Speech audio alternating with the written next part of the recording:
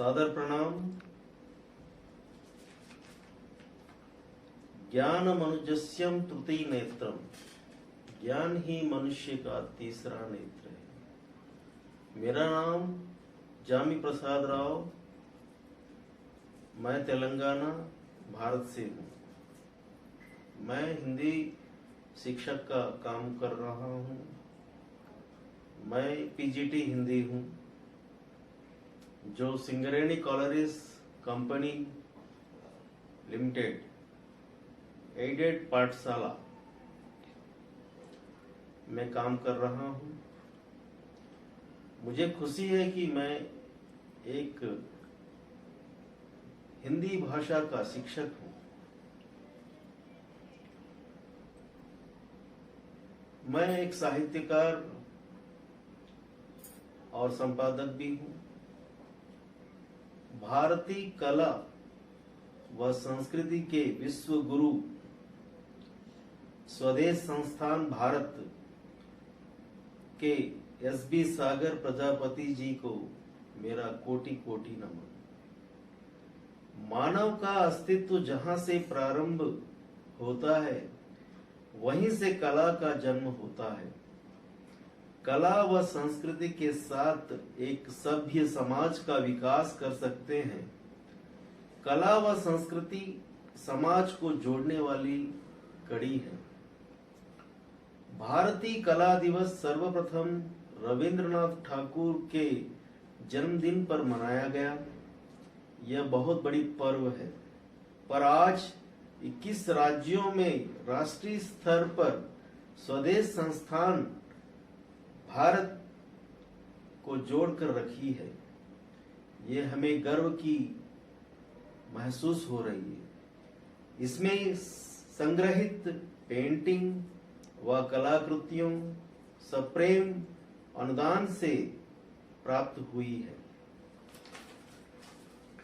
भारत में अपनी प्रतिभा का परचम लहराने और राष्ट्रीय पहचान बनाने के लिए सभी प्रकार के कलाकार, चित्रकार, मूर्तिकार, फोटोग्राफी, हस्तकला, संगीत, वादक, नृत्य कलाकार, कवि, शिक्षक, समाज सेवी, चिकित्सक, वैज्ञानिक, मोटिवेटर, खिलाड़ी, संस्थान एवं लेखक अनेक रंगों में विशिष्ट प्रतिभाओं को प्रोत्साहित यह संस्था दे रही है।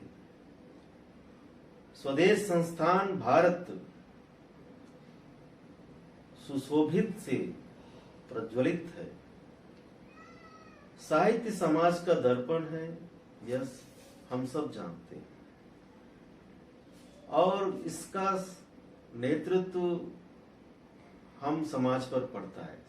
एक व्यक्ति समाज के द्वारा जो विषय को ग्रहण करता है और वही विषय को वापस समाज को वह रचना के द्वारा, साहित्य के द्वारा समाज को समर्पण कर देता है।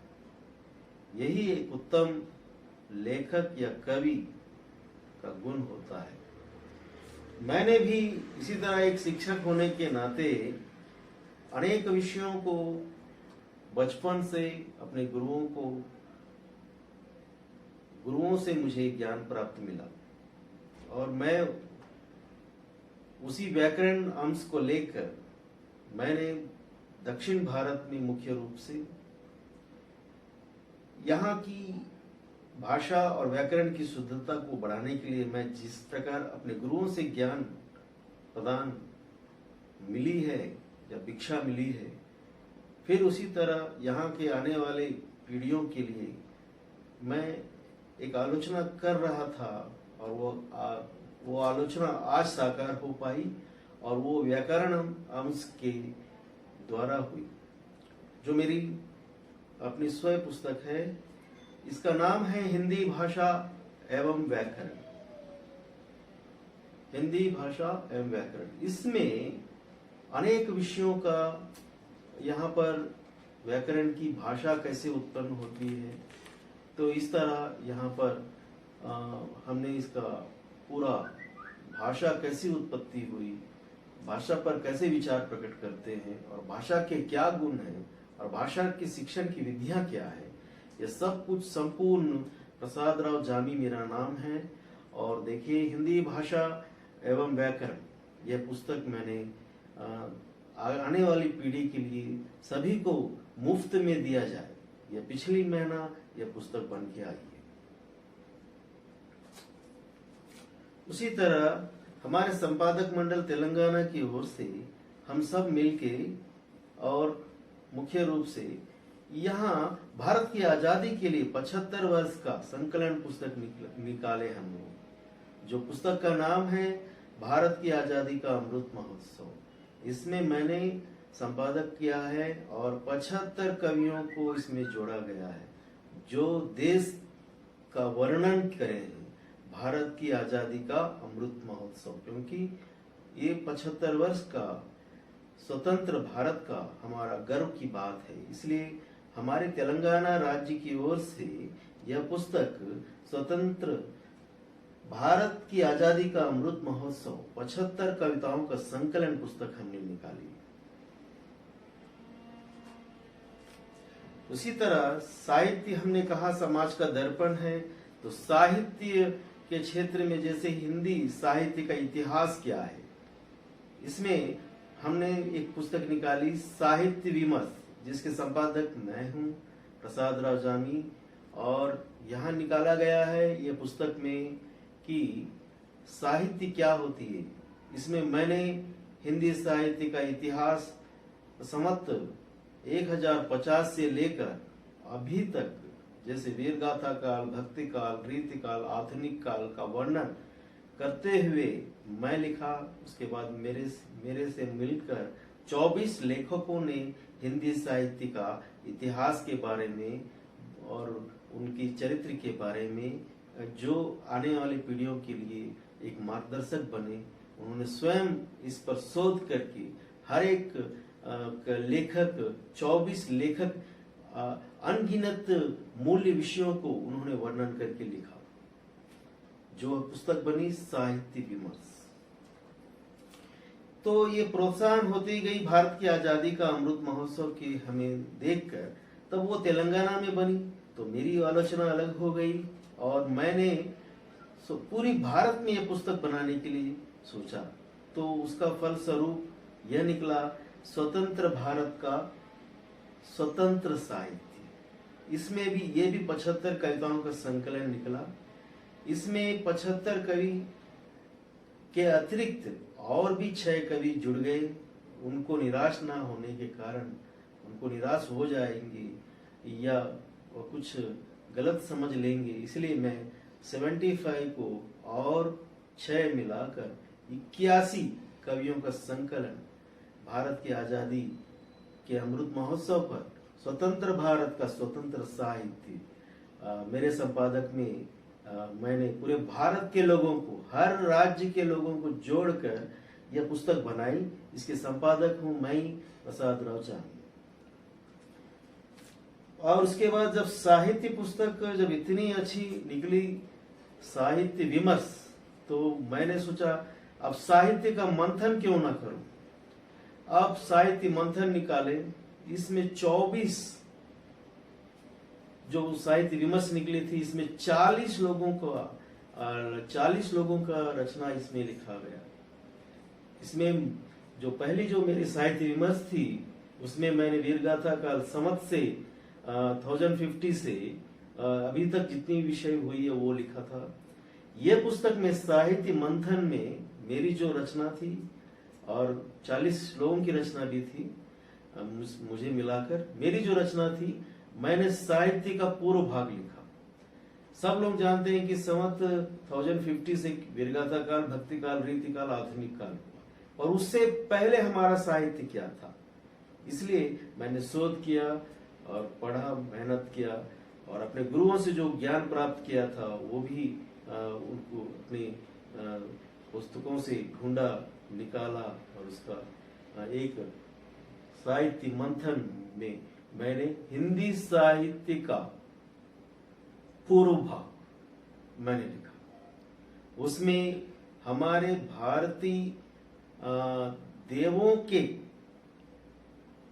देव ऋषियों की से लेकर हमारी भारतीय दर्शन और उसके बाद सिद्ध, नाथ, जैन और उससे पहले बौद्ध, उससे पहले चारवाक सिद्धांतों का भी पूरा वर्णन किया गया एक क्रमबद्ध रूप से। ये तो साहित्य मंथन, ये सफल पुस्तक और 66 यानी 66 देशों में ये पुस्तक का विमोचन हुआ। ये मुझे बहुत सफलता पुस्तक है। इसके संपादक हूं मैं, प्रसाद राव चांद।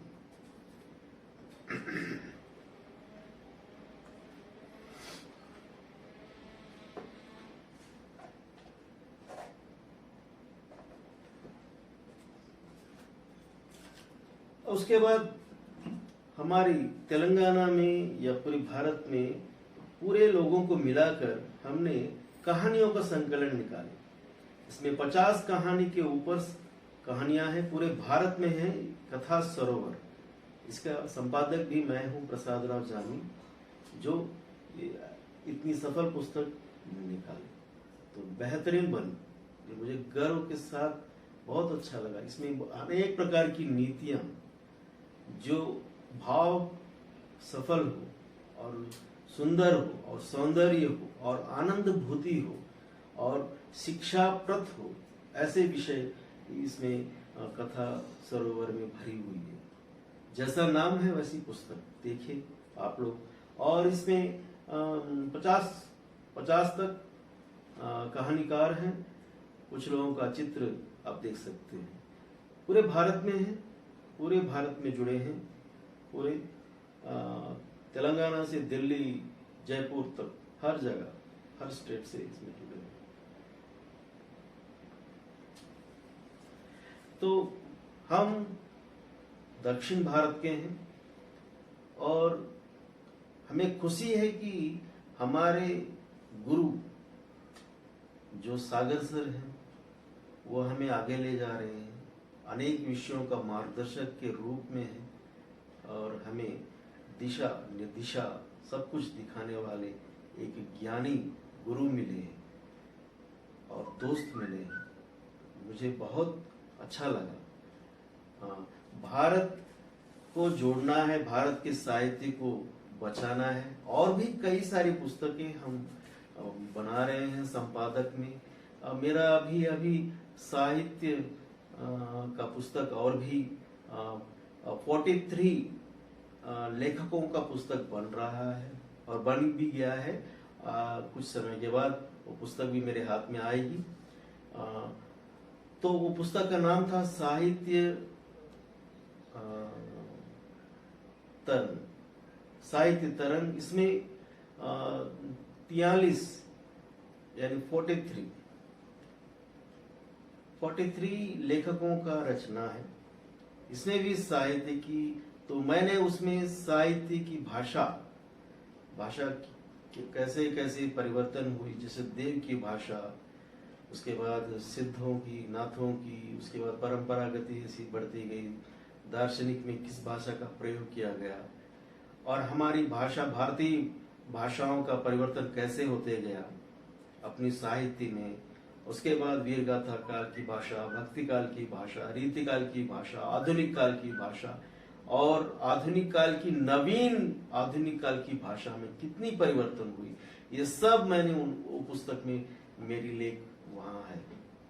साहित्य तरंग बहुत अच्छी पुस्तक। उसी तरह और भी मैं अभी जो फिलहाल कर रहा हूं, जो भारतीय स्वदेश संस्थान भारत के संपादक मंडल का भी सदस्य हूँ, सागर सर की कृपा से। ये मुझे बहुत अच्छा लगा। और इसी प्रकार मैं अन्य संपादकों मंडलों से भी, जैसे दिल्ली के सागर सर एक और है, उस सर के संपादक मंडल में रेशमी सफर और महकते फूल, ये दोनों में सागर सर और मैं दोनों संपादक हैं। वो भी कविताओं का संकलन है, जल्दी आने वाली है। उसी तरह अनेक पुस्तकों में पूरे भारत में मैं जुड़ा हूँ और अनेक पुस्तकों में इतना संपादक, सफल संपादक होते हुए भी सभी जहां भी कहीं एक पुस्तक बनती है मैं वहां जुड़ जाता हूँ। तो वहां पर अपनी रचना या लेख भेजता हूँ और मुझे बहुत खुशी होती है कि साहित्य में मैं जहां भी जुड़ता हूँ कुछ ना कुछ ज्ञान सीख लेता हूँ। इससे मुझे बहुत तृप्ति मिलती है। और सागर सर तो एक सचमुच सागर है। जैसे समुद्र को देखेंगे जितनी भी दूर जाएंगे समुद्र का पानी, समुद्र दिखते ही जाएगा। ये और उसकी गहराई हम देखेंगे तो गहराई की तो हम हमारे दिमाग में उसकी सोच हम कर नहीं सकते कि कितनी गहरी है, देख नहीं सकते कितनी दूर है और सोच नहीं सकते कितनी गहरी है। इससे इतनी छोटी सी अवकाश मुझे देने के लिए सागर सर और पूरी टीम को और हमारे स्वदेश संस्थान भारत को मैं जय हिंद करता हूँ। जय हिंद।